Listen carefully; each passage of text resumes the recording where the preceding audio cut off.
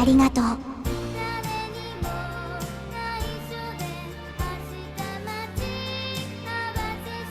忘れないよ。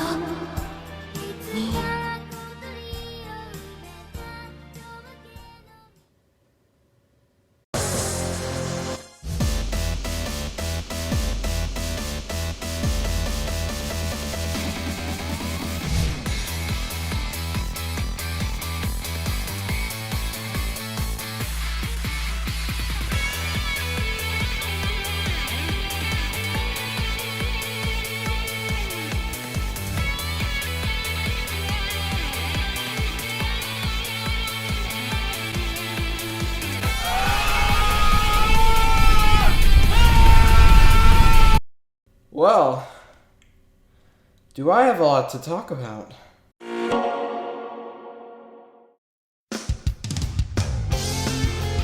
Hey guys, it's TheMasonGamer here. The Sonic movie just came out recently, and so I figured this was the perfect time to talk about a Sonic-related subject that I've been thinking a lot about lately.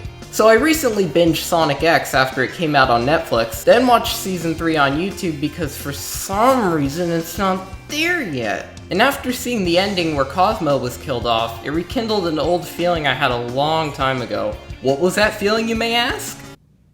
What the frick was that? And then I watched the Japanese version and I was like,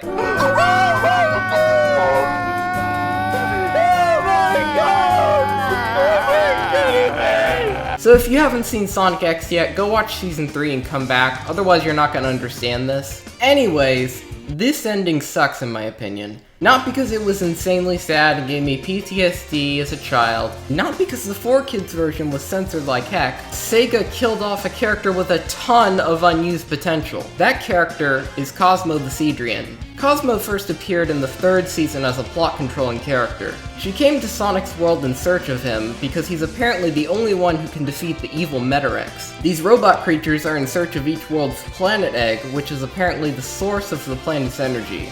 Their goal is to kill all animal life in the universe and replace it with plant life. I know it sounds stupid, but as a kid this plot fascinated me.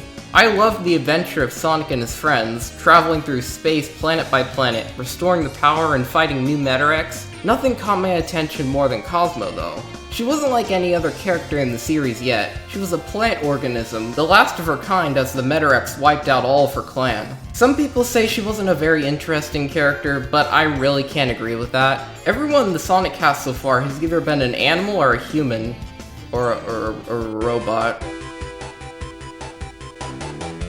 Viewers grew an attachment to her mainly from the relationship she slowly built with Tails. To be honest, Tails never got enough attention from Sega. He was always just a number 2 character. Sometimes he was there, sometimes he got replaced for another Sonic. How narcissistic of you, you blue rat! Eventually it turned into an unspoken romance between the two, and I never felt like he needed one until this show.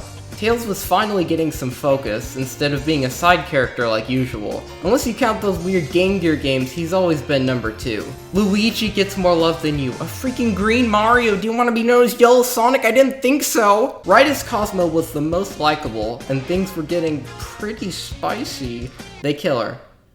Oh wow!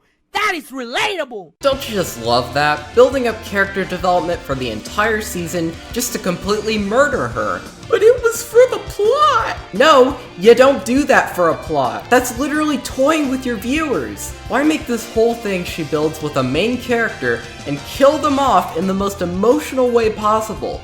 It just doesn't sit right with many people. One flaw about Cosmo's character is that she's so hard on herself. She often thinks she isn't good enough or that all she can do is let people down, but that's where Tails comes in. He perfectly fills that negative feeling with how positive and supportive he is to her. That not only helped their character development, but also helped grow their relationship. Cosmo also complements Tails' issues when it comes to being codependent, mostly with Sonic. Sometimes he feels like he's not as good as Sonic, always being in his shadow. Cosmo helps him feel more confident in himself separate to Sonic, and as shown in this scene after she dies, he's lost that newfound confidence, putting all of his hope back in Sonic again. This really rubs me the wrong way, considering Cosmo is partly made for the purpose of growing Tails as a character, but then they just pull back at the last second. I figured I'd bring a guest on this video to give their opinions on Cosmo's unsettling disappearance. Hi, it's me, Meta Robert, not famous Sonic YouTuber here that's only talked about Sonic Battle. Cosmo is one of, if not the best characters in Sonic X and possibly the entire series. She's more well written than all of these guys. She actually got a character arc. What do you have to say about that, Bird Sonic? And we got teased for several episodes about a possible relationship with Tails just for it all to be taken away. I don't think I've ever seen anything worse in writing. She dies right before we get anywhere, like, what the heck? I like what you did because you sacrificed crap, but like, did it have to be this way? Was it absolutely necessary to have her die after only seeing her in the final season of the show? No, it freaking wasn't! Shadow died 3 times in the Sonic franchise. Thrice, I tell you. And 2 of those times were in Sonic X. Why couldn't she come back? He was allowed to come back. What is this madness? Ah! Alright, I'm back. The emotional impact of this one singular scene hit hard for so many people. If 2 15 to 16-year-old men got at least teary-eyed during this scene, anything can happen. In my mind, first watching this felt organic in a way, at least with both Tails and Cosmo's emotion. Tails was utterly heartbroken at the fact his true love was gone forever.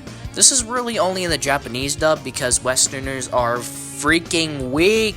This is such an emotional note to end on for Tails. I don't think he could ever recover. What the frick? Yeah, what the actual heck? Tails is fine in the very next episode? Like, really, this was some poor writing. Just making Tails happy-go-lucky again, laughing with all his friends right after he was forced to kill the love of his life. If that was me, I'd be emotionally screwed. Mason is absolutely correct. It's like if you made the perfect peanut butter and jelly sandwich with the correct amount of peanut butter and jelly. Like, the building blocks were there. They both built each other up to be better. Oh my god, it was great. Then the metaphorical peanut butter and jelly sandwich now has a freaking pickle in it. The pickle in this situation is Cosmo's death. It ruins the entire thing. It's just not right. Not to mention Sonic and Shadow used Chaos Regeneration right when Cosmo died, which would make sense to, well, regenerate her. Sonic even gave Tails Cosmo's seed she spread after being blasted, then planted it later and a sprout grew in a pod. That's obviously implying that they had future plans for her, or at least some sort of offspring.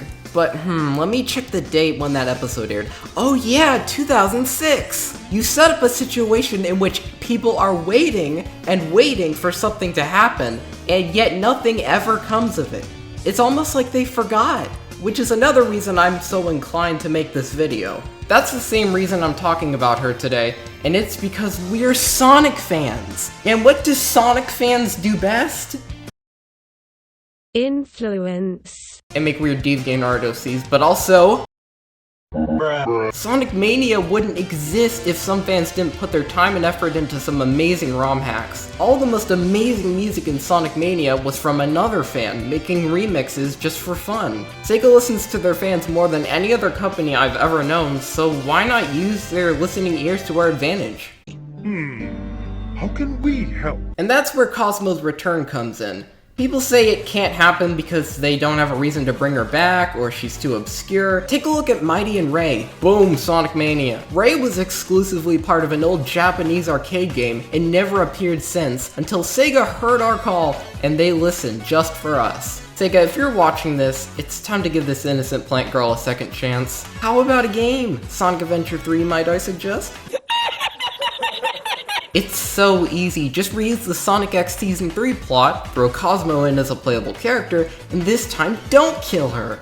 Please don't kill her. Kill me, but don't kill her. She could utilize her floating abilities, which would be perfect for some slow falling landings on a planet. Imagine that, a Sonic space adventure to finish the trio. It'd be the best way to implement her into the series, even if Adventure 3 isn't likely. She just has so much wasted potential, yet you still bring these things back. What importance do they have, huh? I could've come up with these in my sleep. The last we saw her was some small references in the comics and a plant in Sonic Chronicles. She was extremely popular during Sonic X, and even got some merchandise too. She fit right in with the roster, so why did they get rid of her? She was created by Sonic Team, and Sega owns TMS Entertainment, the anime studio that made Sonic X. So what in the world is stopping them from bringing her back, especially after the high demand? You killed Shadow in Sonic Adventure 2, and twice in Sonic X, but here he is in a kart racing game.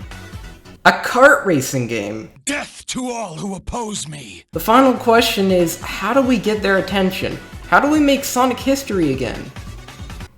We beg. Hashtag save Cosmo. Tweet it at the Sonic Twitter. You know Aaron reads those replies. We don't like Sonic fans, we hate them. The YouTube channel. Sign this petition below. Just get the message out there, guys. We be out here making history, boys. If we fight for what we believe in, we can give this plant a new life. For just pennies a day. This time the only thing that'll kill her is climate change. I'll be at South by Southwest this year at the Sonic panel, and that'll be our big chance. If I can get on stream and ask public questions, this is almost guaranteed to get them to realize us. Come on, I don't think you want this to be our replacement. If any of them have the coronavirus, it's her. If you guys did enjoy this video, be sure to leave a like and subscribe to the YouTube channel. Don't forget, I'll be at South by Southwest 2020 this March. So if you want to see what happens, subscribe. And don't forget to hashtag save Cosmo.